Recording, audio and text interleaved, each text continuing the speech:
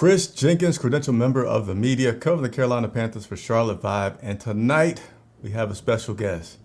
The voice of the Carolina Panthers for 17 years, retired yesterday. And I will have joining me very shortly, radio announcer Mick Mixon. I'm excited to have this person on the show. Hope you guys are too. I know typically we go and talk about a lot of things all over the place. Tonight we're going to get some good stories from good old Mick about his experience with the team. 17 years at any job is certainly a feat to accomplish. And this guy is a great person at his job, a phenomenal person as well. So I don't know how many questions we're going to be able to take, but if you guys want to go ahead and start to leave a few questions, so when Mick comes on, I can get right into putting those up there and putting them out there for him to see, that would be fine. Meanwhile, I'll say what's up to Ali. Appreciate you tuning in. SEBQX. How do you want me to say that? How do you want me to say that? SEBQX. I don't know how to say it. And then Brad Holt joining in. So again, everybody, I don't know if you know, but again, tonight's guest will be the one and only Mick Mixon. Joining me shortly here. So, how many players do you think will walk or stay? I haven't went into my analysis for that yet. I know it's a big list, a list that I shared with you all yesterday in terms of the free agency. We got Amir, Justin, Jermaine, Sean, Lackland, Alex, Stefan, Zane, Marquise, Dante, JJ, Daquan, Frankie, Rashawn, John, Cam, Matt, Hassan, Trent, Julian Stanford, Ian Thomas, Brandon, Giovanni, PJ, and Mike. So some of those guys were already signed to new contracts today. I know PJ Walker was one of them, and I believe a handful of practice squad players were futures were signed today as well. But I will do another show specifically getting into that. And also we'll do a show on the upcoming schedule. I know we don't have the dates, but the opponents are set. So we'll be doing that pretty soon. And what are you guys talking about? Does Mick think that Matt Rule has what it takes to turn this team around?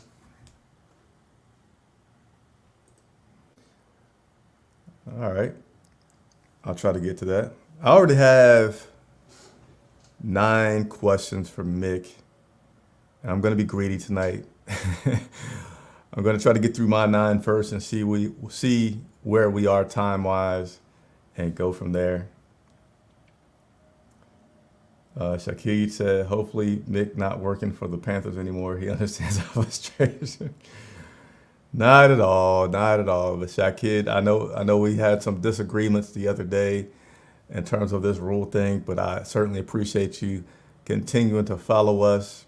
And hey, we'll continue to bring you the news, and I'll continue to bring you my perspective for you to, marinate on whether you like it or not. Hopefully you like it more times than you don't like it, but I appreciate the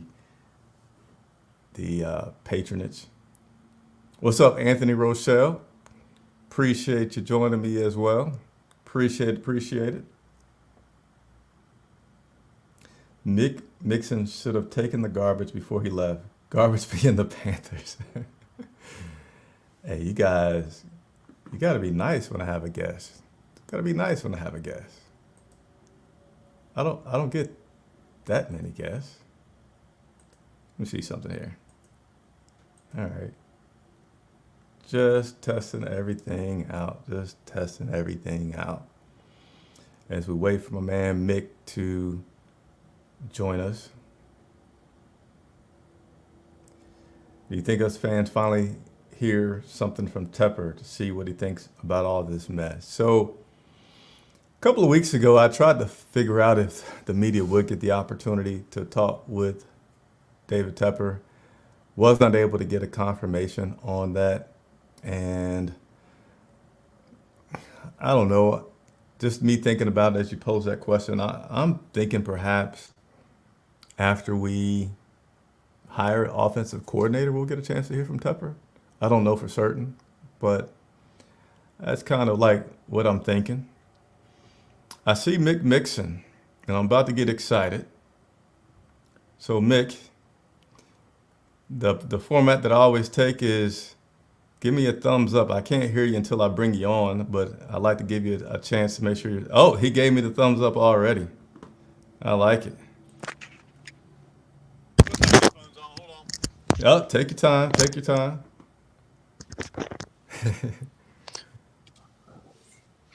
Mick, Is this audio only or is this video and audio? it's video and audio. It's like a Zoom on steroids. Yikes. Okay, let me see if I can improve upon what you're able to see. Okay. How's that? It looks pretty good. Do I need to turn these lights out behind me? It's not a big deal. I mean, if it's easy to do, perhaps, but if it's a big deal, I can see you fairly well. Um, I liked it when you were in the other position. What, like this? No, no, where I like it wide, but I liked it when you were when a light wasn't directly behind your head. But I'm okay if there's a little light behind you. No, let's try it this way. Hold on. I'm gonna go up here in the press box. No, that's not much better, really, is it? Light behind me. Probably, can you turn it like can you do it that way? Can you kind of sit a little sideways maybe? If you can find Well, a if way I had that kind something of to work. prop this, if I had something to prop this up. I think you might be in my seat over there in the press box.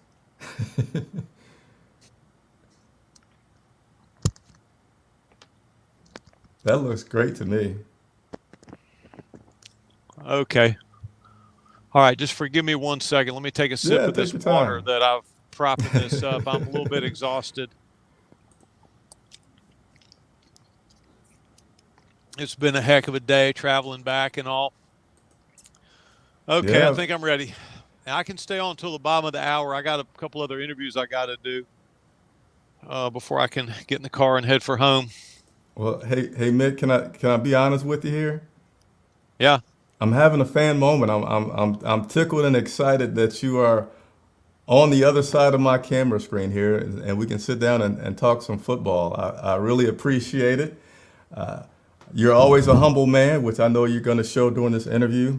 But it's been to be having an interview with you the day after retirement. Thank you so much for taking the time to talk with me and the audience tonight. How you doing? Chris, I'm doing fantastic. My goodness. Thank you for those kind words. I feel great. I feel humbled. I feel exhausted. I feel blessed. I feel old. I feel young. Everything you can think of.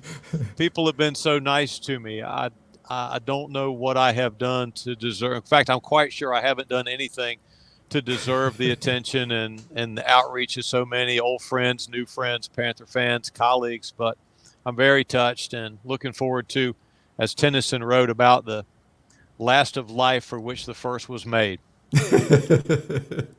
I think my fan moment, Nick, if you will, is the fact that I'm hearing the voice. Even I think when I talk to you in person, I hear it, but it sounds different. And when you're doing it, I guess over the airwaves, then it all comes back at you, and it's like, hey, wow, pretty cool. Well, I'm a fan of your work, and I appreciate so much. You came up and talked to me, and I've known you from a distance for a long time, Chris, with your camera and your work. And when we talked on the bank at the practice field, I thought this is one of the good things about COVID. This is a conversation with Chris that may not have, the starter rope on that may not have gotten pulled if we were on the sidelines and closer to the action. So I celebrated that, and thanks for having me on your show. Hey, my pleasure. And I appreciate the possible extra time, but as you know, I have a little one, and I got to stay closer to time limits because of him. So you already told me about how your day's been, which I could imagine has been a whirlwind, but I'm going to jump my order of questions because you said something about coming back today. And I was curious, do you get the honor of traveling on the team plane, or are you flying separately? I'll answer that in a second, but this interview can be as short as you want it to. Don't think for one moment that you have to fill any kind of minimum time. We can talk for another minute or another 10 minutes, or if your toddler intervenes, that's awesome as well. Hey, my desire is till you're out of stories. In that case, it's going to be a few days. But no, we'll just chop it up here for a bit. Let's see, until last year, we'd been on every team charter. I started in 05, and there's nothing like a team charter. You get the little cheese wheels and the baked lays and the Gatorade and the grapes and a little charcuterie tray that I would sort of manufacture in my seat. And being able to get on the plane, Chris, with the players, and you're careful not to try to get in their space. You don't want to. It's not my job to try to be boys with them, but yet when they get on, you're on. You talk and you give each other a hard time about who's wearing what, and then on the flights home to be able to go to the back of the bus at times. I'll never forget long conversations about J.J. Jansen's worldview versus other worldviews, and Greg Olson, and he loves football. He could talk football for hours, and so many, Luke Kuechly, Ryan Khalil, Thomas Davis, Jordan Gross, Rod Smart from back in the day, one of the great funny guys that's worn a Panther uniform. So I miss the team charters a lot.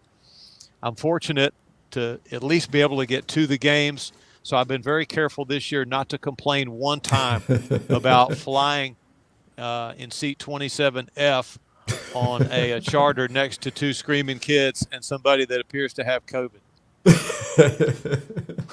And hey, it's funny that in that list of names that you rattled off, now I'm sure it was in no particular order, but the first one that you mentioned was J.J. Jansen. And I had what I would call the honor of speaking with him about 2 weeks ago. And I started off by saying, JJ, I apologize because I've talked to a lot of the specialists over the years, but this is my first time in almost 10 years in talking to you. And yeah, he's a great talker, great person to talk to. He could talk the horns off a billy goat, and that's no lie there. He has the ability to use up liters of the Earth's oxygen, and he's very good at finance. So yes, he doesn't just like to talk. He likes to talk about the Bible, the Old Testament, the New Testament, Psalms. He likes talking about money and interest rates and risk tolerance and insurance, term life versus whole life. Wow. But whether you should buy a used car or a new car, even if the dealer's offering you 0% for 60 months. So he's a source of great information. Many of the players come to it to get coached up on life its own self. All right. Well, let me get the rolling because, again, I'm going to say shamelessly, I feel like we can talk for hours, but let's go with the first one, Mick. You got this great job. How did it all come about a few days ago in which you got this great job? A few days ago? What great job? To be the voice of the Carolina Panthers Radio Network. Oh, how did that come about? Yeah, I've never heard it. I'm sure it's out there, but I'd like to hear it firsthand. I was a little Mickey Mixon growing up in Chapel Hill. I realized that my mother, the late Sandy Mixon, had smoked and drank so much during my gestation that I was cheated out of the Luke Kuechly-esque. So here, I'll show it to you. So this is the body that I've sort of been stuck in. Not much to look at. Little ectomorphic, and lets me down on any number of occasions in a variety of ways. But I was supposed to be a linebacker. I was supposed to be a relief pitcher, left-hander, coming in out of the bullpen, 90-mile-an-hour fastball on the black, strike out the side in 9 pitches. Maybe a golfer, tap it in on 18 at Augusta, win the green jacket draped over my shoulders. But once I realized that none of that was going to happen, I decided, let me try to be a sports broadcaster. So ever since I was about 10 years old, all I ever wanted to be was a sports broadcaster. I was that bothersome, buck-toothed, left-handed, nearsighted, smart aleck kid that would never shut up. And I did the play-by-play of me playing chess against my cousin. I did the play-by-play of me shooting baskets in the backyard. My buddy Mike Fallon and I under the streetlight throwing the Frisbee at night. I just kept a running play-by-play of my life and did high school football. I won't bore you with it. It's a boring story, but just I'm loving it. Working at small radio stations, working my way up, and got an opportunity with the Panthers in 2005. And my first interview with the Panthers, I thought, these are exceptional people. In every office, every department head, somebody that's at the top of their game. And if I could get this gig offered to me, I figured I was a long shot. But if I could get it offered to me, I would throw my whole heart into it. And it's been an unbelievable, at least for me anyway, it's been an unbelievable 17 seasons. Hopefully, listeners have enjoyed it as a little bit as well. Yeah, it's I don't get to listen too often because I'm in the booth, not the same booth, but I'm down the hall beside you. But I know I've got to hear some highlights sometimes as you're going down the stairs in the elevator or going home, and you get to hear the highlights from you, and they've been awesome to hear over these years. Tell me, Mick, how do you go? What's all involved in a game prep for you in a typical week? I'm sure it's changed over the years, but what's it like typically for you? It's kind of one of those things that you never finish preparing for a game. And this would be true whether it's the NFL, college, American Legion baseball, high school football, girls softball, doesn't matter. My experience is you never finish preparing, you just run out of time. So from Monday when I start on my charts right up until kickoff, I'm still kind of rehearsing, sometimes even saying out loud, all right, 13 is Evans, 18 is Johnson. You just go through the whole list of the players on the team to try to make sure that if there is a sudden change, if the ball turns over, then if you see it, you don't always see it, but if you see the number of the opposing player or of the Panther player, your recall needs to be as immediate as possible. Okay. Hey, you've given me an excuse for when I'm, at home preparing and I'm not done and I'm wanting to take a little time. I'm going to say that quote that I'm stealing from you. I wrote it down. You're never finished preparing. You just run out of time. I love it. So, what ways have you seen the game change over your 17 years, as well as the players? Hadn't seen the players change that much. People ask me sometimes, Chris, they say, well, these pro athletes must be different than the college athletes you covered in the ACC. And I say, really not. They're bigger, they're stronger, they're richer, but they still have, most all of them still have that childlike exuberance.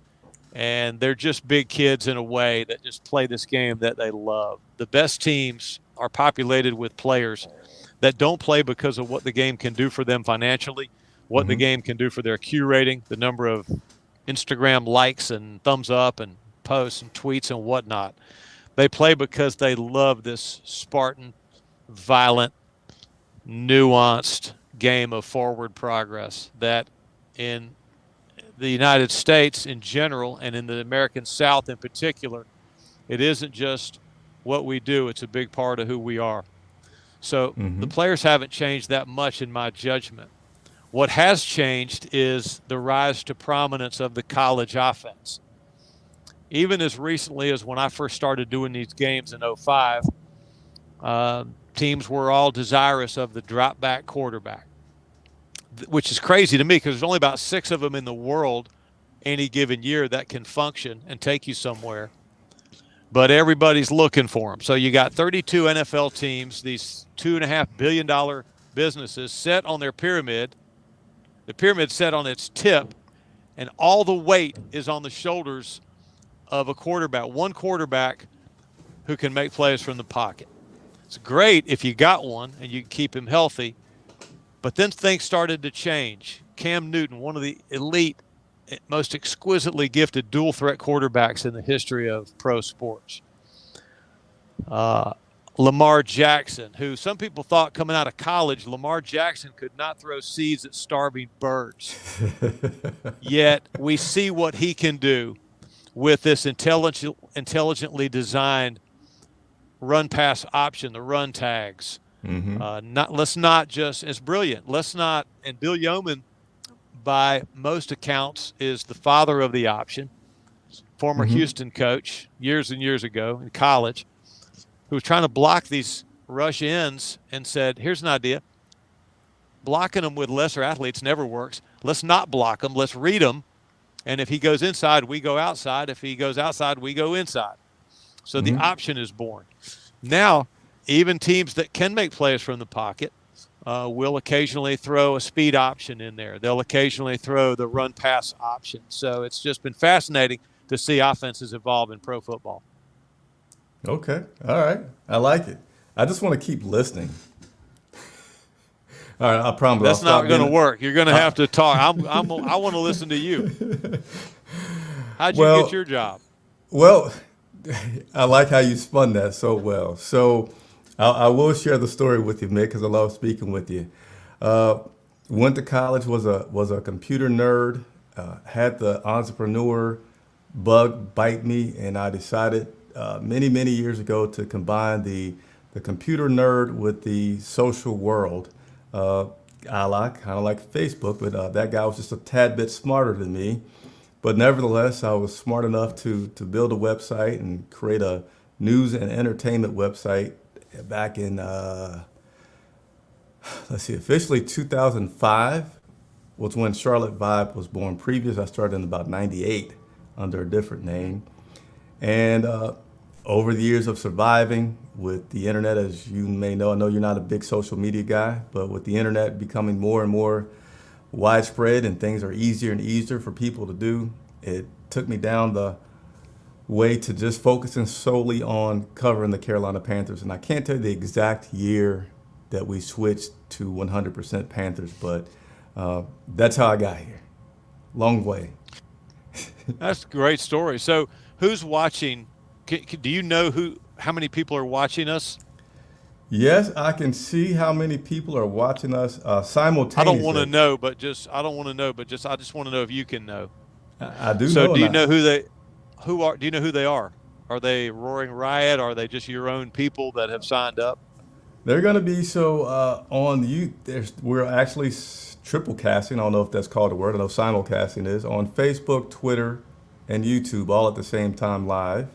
I can't see metrics from all of them while I am live, but on my YouTube, I'll have 5,000 people almost that are subscribed that will tune in at some point. I can't see people's names and possible pictures as they leave comments. So like I see for you that there's a few emojis of a goat, greatest of all time, that are coming on here. We will miss you, Mick. Thank you, Mick, and things like that are coming in. Hey, Mick. So I can see a little bit of information. Oh, wow. That's amazing. And I'm blown away by that. So I'm not on, many people who know me know I'm not on social media. I think about coming out with something next week called anti-social media. Okay. Once I get to retirement. But I see that there's a lot of good in it, but I'm never Google myself. I never will. I don't believe in slugging it out with people that I don't know or caring what people who I don't know think about me. Right. My life is elegantly simple doing it that way. But I admire you and others and people with the extroverted nature to just go on and post pictures of themselves. My wife's on Facebook and some others, and she knows more about my friends than I ever will. Hey, let me share something with you. And I know you've had many more player experiences than I can recite, but you called me an extrovert. So the caveat is I'm an extrovert in front of the camera. When it goes off, I become an introvert. And me and Steve Smith talked about it. He helped me discover that I'm an introvert. Agent 89. One of the great conversations we had at his locker. You probably know where it used to be, right by the trash can in the showers, and we would have some good conversations, and then we were just talking, and I forget exactly how it came up, but we started talking, and he said, you're an introvert. I get you a little bit. I appreciated it. Love my conversations with Steve. Aren't they rich? I mean, it's I hadn't probably had them to the depth that you have, but I used to love talking to him about tattoos and how he was raised in South Central Los Angeles and who brought him up and where, how he reconciled his faith and knowledge of Scripture and the Bible and all that with this violent streak that he had and this combative instincts for the game of football. Fascinating guy, number 89, no doubt. Yeah, I think you can see these. I'm going to show you a few since you asked about them, Mick. Can you see the bottom of the screen, what just popped up? I see that there's writing on there. Well, I'll read it to you, but it says, Mick, you had the honor of announcing some memorable games.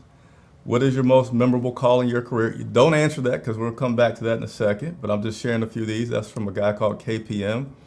Another guy, strangely called Ice Up Sunny, he just says, thank you, Mick. Then there's Mick with all the goats emojis, and I think there's one more I wanted to show for you.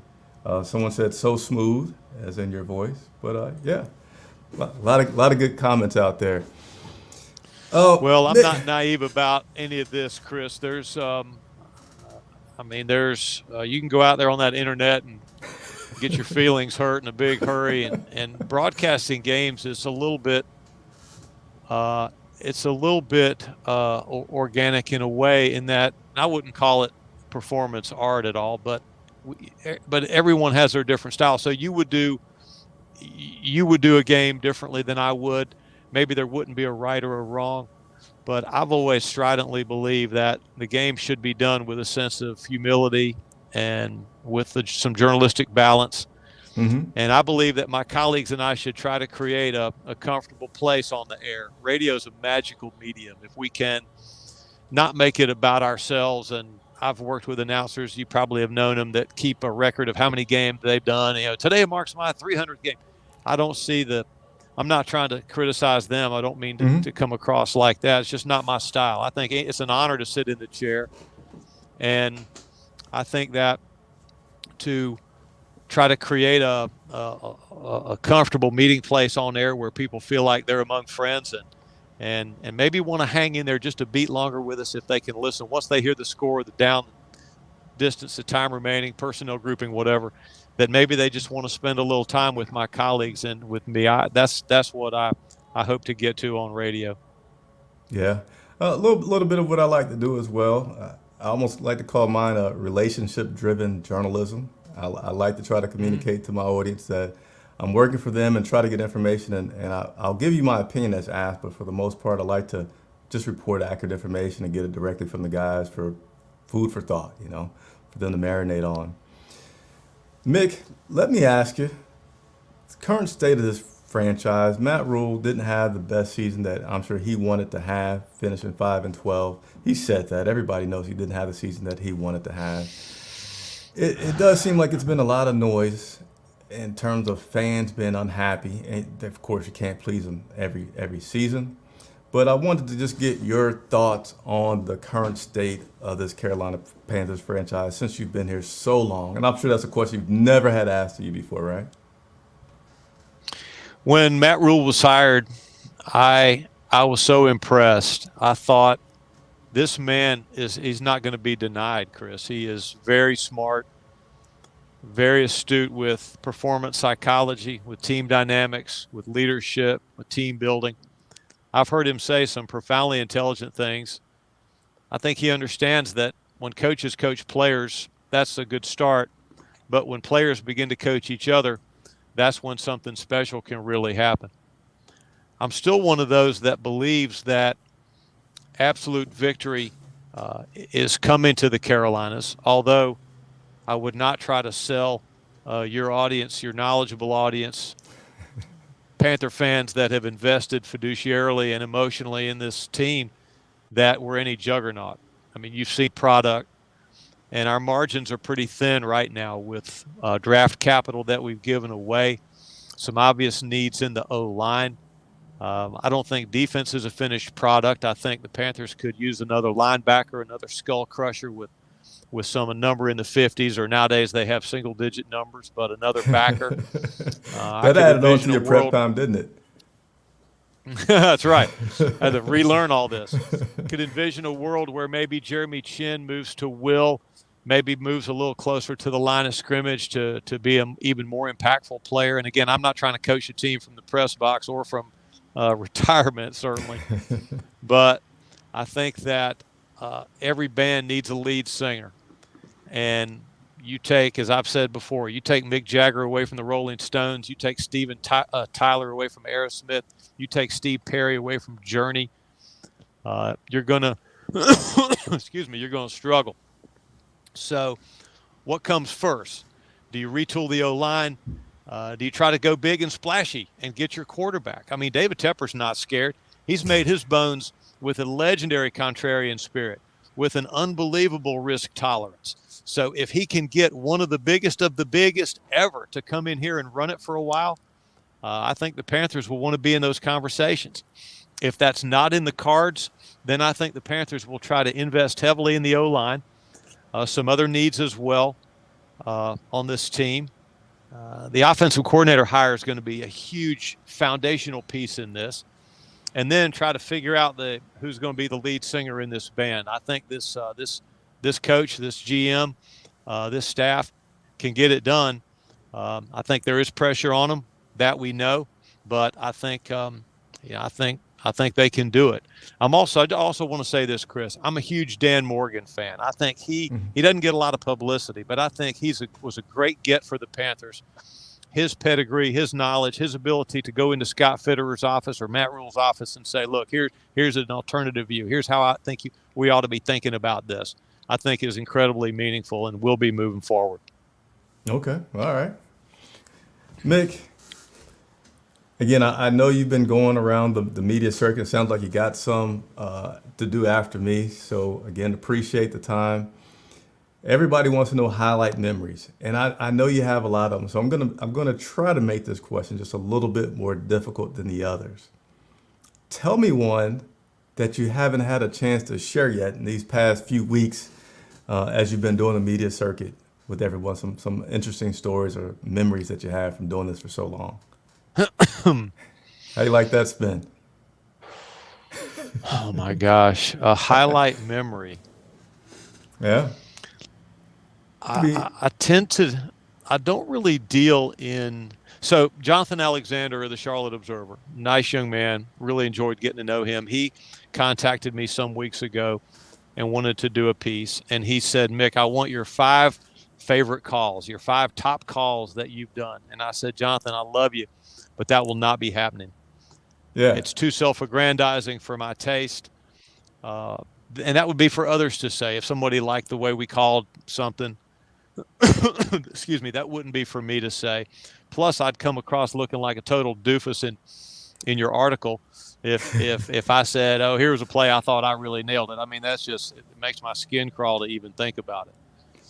As I think back on the 17 years, I tend to think more in terms. So conversations with Steve Smith, that's one. Conversation with Julius Peppers, conversations with Jordan Gross and with Mike Rucker and Muhsin Muhammad and all kind of cats. I mean, these different Panthers that come in, coaches even.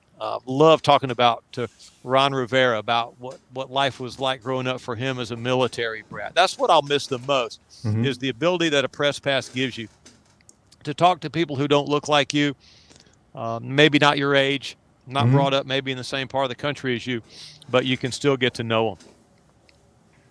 Okay, I'll take that. What's next for you in this career? Now that you're retiring from this great world, still at work. How long are you going to be at work tonight? A lot of that depends on you, but I'm fine. I've got another interview at 7:45 that they're going to be calling me on, and I can do that from here, so I don't need to go to the address from here, so I'm okay. But I was telling somebody the other day that for me, the stadium coming to life, the practice field, the drum line coming in, the Top Cats come pointing this way because the field is right down there. I'm in the press box, probably in your seat in the press box. I feel like you are. The national anthem, the flyover, the coin toss, that is like a drug for me, and I'm addicted to it. So now I'm 63 years old. I'm going to retire. So where do I go to get this high that I have adored for 17 years working here? My high is going to be on the property that my wife and I bought. Mm-hmm. I'm married to 5 feet of hell, beautiful, pretty little thing named Dawn Elizabeth Thomas. I'm going to steal another And line she from is, you're free to. She is soulful. She's funny. She can do imitation. She can do voices. She makes me laugh. She makes me think. She makes me feel. The feeling of her hand slipping in mine as we walk our little dog, maybe a couple of grandkids around a small pond on our property. The feeling of one of my grandkids running full speed to run into my arms. I am their favorite person in the world, at least for now, till they get older. The feeling of my tractor coming to life as I turn the key in this used tractor, this John Deere 4720 with 3,000 hours on it that I bought used, and wow. moving some dirt around on our property. I mean, I just can't wait to experience the last of life with my family on this little farm, and Panther fan for life. And I can't wait to listen to the games and see how the next person, the next man or woman that they hire decides to present them. Good deal, man. Well, I always tell my audience that I go live so that we can be interactive for a reason. One of the few media outlets that allow me to be live and interactive with my audience. So I'm going to see if I can't pick one or two here from those that have been watching to take us on out of here. So give me just a moment, Mick, as I try to scroll through these. All right. See. I might try to take a sip of my water while you Go do that. for it.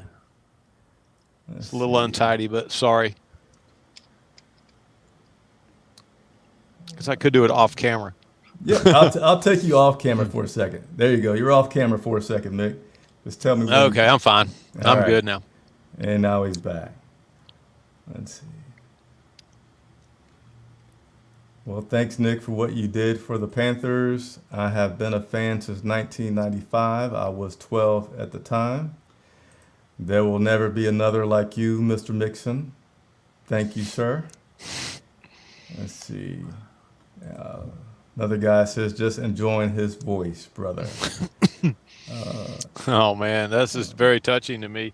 One time this kid came up to me at training camp. It's about 5 years ago. This little boy, 8-year-old boy, reminded me of me. He had this skinny little build to him and these little glasses, and reminded me of me when I was that age. And he's getting boxed out. You know how the crush of people come against the fence. Oh, Luke, oh, Cam, oh, me. Right. Greg, TD, signed my book. So this little kid gets boxed out and doesn't get no players are near him. But I hear his little voice stab the air. Sir. And he's talking to me. So I go over to him. He looks up at me and he says, "Are you anybody?" And I said, "No, young man, I'm sorry. I'm really not." And he studies me for a second, and then he puts his autograph book and his pen up towards me, and he said, "Well, would you mind signing my book in case you ever get to be somebody?" Oh. And so I signed it, Mick, Nobody Mixon. Those are some fun moments, man. You got me wanting to share moments as well back with you. I mean, it's certainly a job of I don't know what to call it, just a lot of delight. I love what I do. I know you do too. I can hear it in your voice. I'm trying to see if I can find one more. Give me one more minute, and then I definitely want to let you go. Oh, so I'm going to read this to you, and I'll show you this. And then this is a great note to end on here. So Felix Graham says, "Chris, having the voice of the team on your show just proves it. You're a good guy, Chris. LOL. Thanks for this. We need more like this. Keep it coming."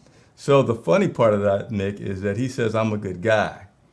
And for those that regularly watch the show, they know that I stole this clip from when Cam Newton first returned. So you're going to hear this here in just a second. You ready for it? Here you go. You a good guy, Chris. You a good guy. I'm just playing. So that is a clip from when Cam first came back that as I'm joking with guys and you know, as you know, online opinions can get heated. And I'll say, hey, I'm a good guy. Hey, I'm not trying to start trouble. Just trying to relay information. That's all I'm trying to do. Mick, I wrote down a few things that I'm going to use at my house to try to continue to do work, such as you're never finished preparing, you just run out of time. So I'm going to use that to my wife when I'm trying to work a little bit more. And the other one that I wrote down is, you have 5 foot of hell, so I'm going to go to 6 feet for my wife. She's a little bit taller. Not that it matters, but I just got to be accurate in my words. I'm going to use Put that her as on. well. Let's have a look at her. Let me. You know what? I'm going to see if I can grab her. I think the baby's crying. Let me see. Yep, the baby's crying. Hold on. Give me 1 second, Mick. Yeah, I want to talk to her. I want to tell her Mick says to say what's up. Give me just a second.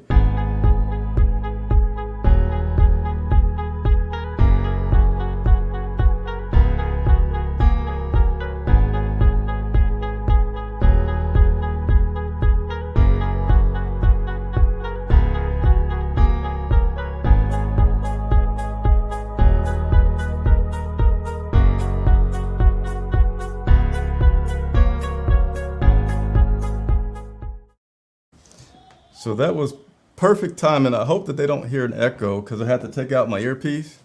She's walking up, Mick, and she said that she already gave you a compliment saying she likes the Mick piece. Come on. She wants this guy right here. Go ahead, have a seat. This is my 6 foot tall of hell right here, Mick. What in the world? Hi. How did you? I like a man, Chris, that doesn't know his own limitations. How are I? Enjoyed What's the your story. what's Nobody your name? Nixon. You're very sweet. What's your name? Taima. Tie. Like a bow tie? Taima? Yes, Taima. Taima? Yes. That is pure class. Well, what's it like being married to Chris? Is he, in fact, a good guy, as he advertises? He's okay. He's a good guy. How did he propose? He actually caught me off guard. I literally just woke up from a nap. See, I'm in law enforcement. I'm used to working 12-hour shifts, so I woke up from a nap, and he told me to come here, and I was like, no, because I'm still sleeping. And then he called me into the room, and both of our sons were in there, and he was like showing me pictures on the phone from when we were dating, and then he started crying. I'm like, what are you crying for? And then he just asked me out the blue. It caught me off guard. I had no clue. What a great story. Yeah. What area of law enforcement, Taima? Well, currently I work for License and Theft Bureau of Investigation. Yes. So we're under the same branch as Highway Patrol, State Highway Patrol.